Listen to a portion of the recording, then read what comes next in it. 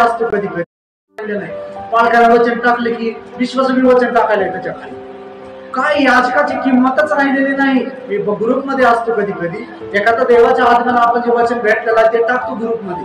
आता एक विश्वास असतो समजा राजू सारखा, तो मी खाली वचन घेतले कुठलं तर टाकून देते.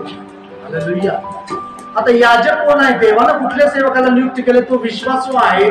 आणि याजक ह्याच्यामध्ये काही जमीन आसमानचा फरक आहे. देवानं अभिषेक केलेला दास आहे तो वचन टाकतो आणि समोरचा विश्वासू बी काय करतो त्याच्यामध्ये वचन टाकतो. आता ह्या गुरुला शिकवा.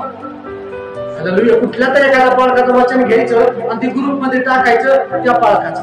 हालेलुया. तुमचा पालक कोण आहे? तुमचा मेन पालक कोण आहे? तुम्ही ज्या कल्पामध्ये राहताय त्या कल्पाचं तुम्हाला पालन केलं पाहिजे. आजकालचं चाललंय आता स्टेटसला बायांचे तर आम्ही बघतो आपल्या नवऱ्याचे स्टेटस टाका किती सोडतात.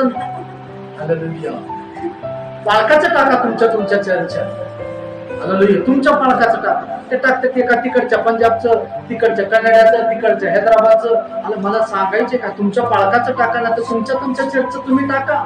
तुम्हाला जो परमेश्वर मानना देतात तुमच्या मंडळीचं तुम्ही वचन टाका.